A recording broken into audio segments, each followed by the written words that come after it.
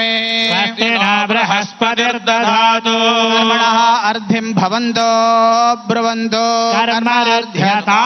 अर्ध्यास्म हव्यैर्नमसोपसद्या मित्रं देवं मित्रधेयन्न अस्तु अनुराधान् हविषा वर्धयन्तः जीवेम शरदस्य वीराः त्रीणि त्रीणि वै देवानां वृद्धानि त्रीणि छन्दागुंसि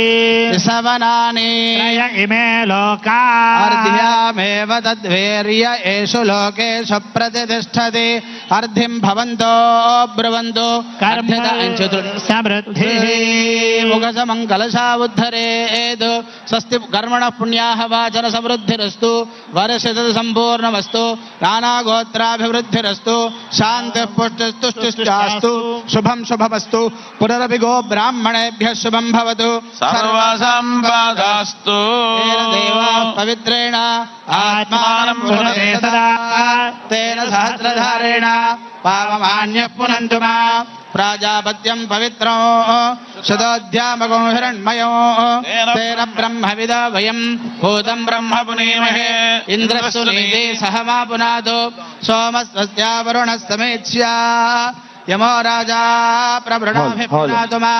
जातवेदामोर्जयन्त्या पुनातो दिशि देवार्तिजो मार्जयन्ता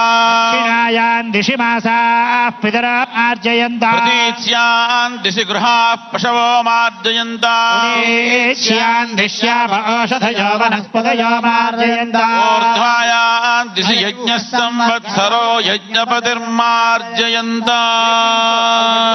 ఇప్పటిదాకా ఎల్లమ్మ అమ్మవారి కళ్యాణ వైభవోత్సవంలో భాగంగా పుణ్యాహము అనేటువంటి కార్యక్రమాన్ని అర్చక స్వాములు ఆచరించారు. పుణ్యాహము అనగానే దీంట్లో గొప్పతనం ఏంటంటే ఎవరైతే ఈ కళ్యాణంలో భాగంగా సంకల్పం చేసుకున్నారో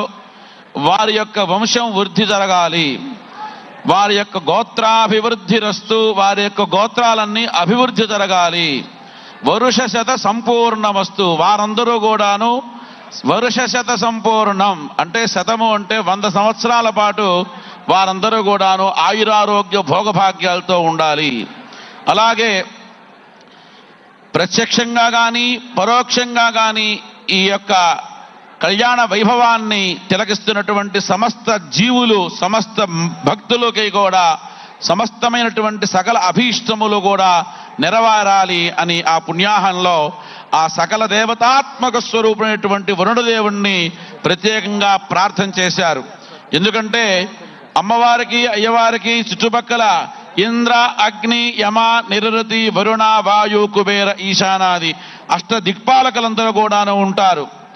ఎలా అయితే దేవలోకంలో ఆ ప్రకారంగా ఉంటారో ఆ దేవలోకం నా విష్ణు పృథివీ సమహ, ఎవరైతే పరిపాలన చేస్తారో ఒక ముఖ్యమంత్రి కావచ్చు, ఒక మంత్రి కావచ్చు, వాళ్ళలో ఏదో లవలేశమైన విష్ణువంశ కనుక లేకపోతే ఆ యొక్క పదవిని ఎవరూ అలంకరించలేరు. ఇది శాస్త్రం చెప్తున్న మాట. ఇవాళ ప్రభాకర్ గారు మంత్రిగా ఉన్నారు, కొండా సురేఖ గారు ఉన్నారు, వీరందరికీ కూడాను ఏదో పురాకృతమైన పుణ్య విశేషం ఉంటే ఆ విష్ణువంశ అనేది ఉంటేనే వాళ్ళకి ఆ పదవి అనేది వస్తుంది. కాబట్టి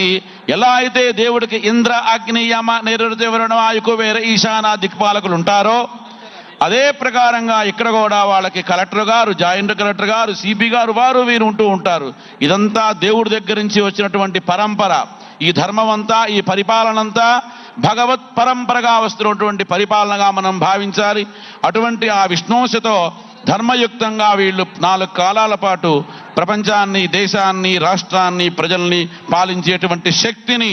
ఆయురారోగ్య భోగభాగ్యాల్ని, మంచి శ్రద్ధని అమ్మవారు ఇచ్చుగాక అని ప్రార్థన చేస్తూ ఇకపై తదుపరి కార్యక్రమాన్ని అర్చక స్వాములు ప్రారంభం చేస్తున్నారు. ముందుగా అందరికీ కూడాను సమస్త సంపత్ ప్రార్థన చేసుకోండి. అందరూ కూడా అపార సంసార సముద్ర సేతవ పురందు మాం బ్రాహ్మణ పాదవాంసవ ఆపద్ఘనద్వాంద సహస్ర భానవ సమేహితార్థార్పణ కామధేనవ సమస్త तीर्थाम्बुपवित्रमूर्तयो रक्षन्तु मां